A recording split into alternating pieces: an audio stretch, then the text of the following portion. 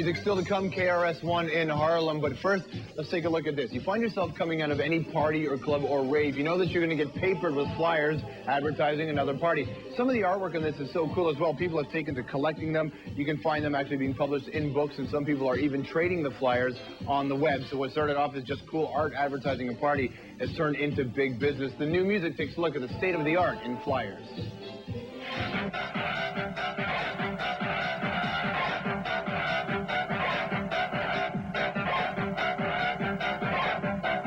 The bigger the flyer, the bigger the event. That's our motto.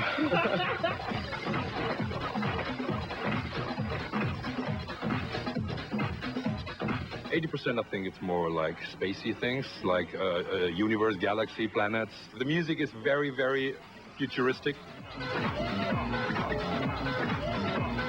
What's the sign of a good flyer?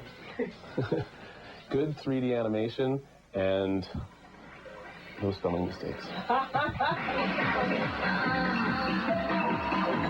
Whether it's catering to, candy ravers with their little mushrooms and their fairies, or to scary things like this, a lot of it, it does go in waves, and I don't know whether the kids become more savvy about the images they're seeing.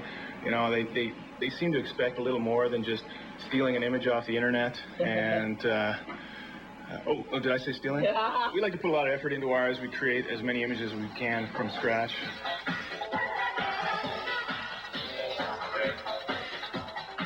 Dave sketched it out, inked it. It's hand inked, and then scanned, and then recolored. It depends on the client and their budget and stuff like that. And depends on the holiday. I mean, Halloween, promoters spend a lot of money promoting Halloween. New Year's in the past, except for this year, has been a really big deal. If it's a Valentine's party or it's a Halloween party, you sort of know where to go. The bittersweet one was lovely.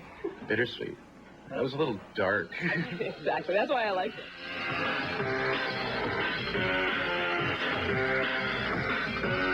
My brother and my ex-partner basically came up with a skull as being sort of the dark image of Cyrus, seeing as how Cyrus sort of means the god of the underworld. We came up with this sort of dark, creepy look for our company.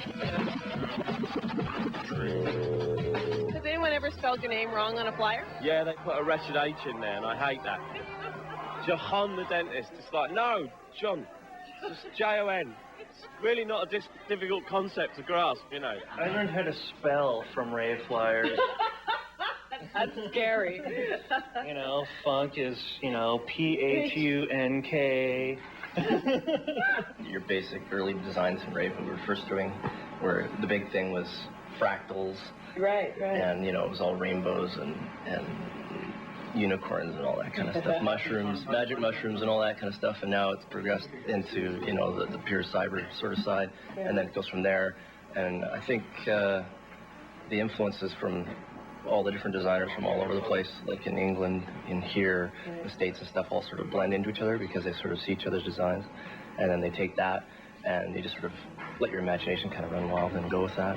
Is there a difference between European flyers and the style here in North America? Definitely. We had this so spectacular flyers in the past. We don't do that anymore. I'm missing that a little bit.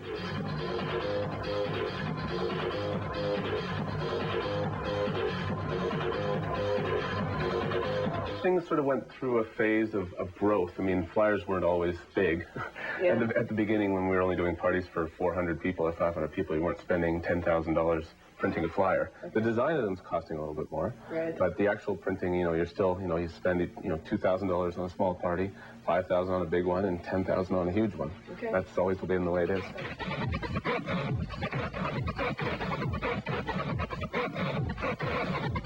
You have a flyer? See, there you go. That easy. Just grab it and keep on walking. It's not that big of a deal. R&D and milk. Just some Friday nights.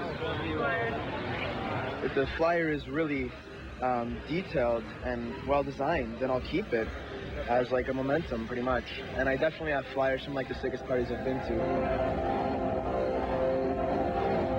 How important is the actual design of the flyer? Well, it's really important. It's got to catch your eye for you to read it. If it's boring, you're not even going to look at it. You're just going to throw it on the ground where most of them go. Flyers are a pain in the ass. I hate them. Rave flyers are really fun to do. I like doing them.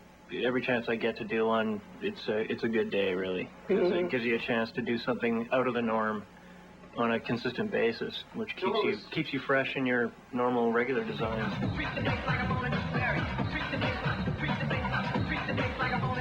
There was a point where that industry was our regular design. There was so much of it, and now it is kind of mainstream. So you see a lot of Nike billboards and a lot of commercials on TV that not only have that music, but they have that design as well. We've gotten some work from big corporations because of our design work in the rave or club industry. A lot of clubs have taken that role of promoting the way raves used to be promoted. So we do a lot of club stuff. We go through more and more flyers. For example, if a flyer is like our Halloween one, Freakin', we go through like 250,000 of those, whereas for a normal event we would go through like 100, 120. So like people are taking them in multiples and posting them on their walls. And we do posters for our large events, mainly because of the artwork, not that we really need to put out posters. But it's like sharing with people. I think people, when they get the flyer, they treat it as a piece of artwork, opposed to just like promo.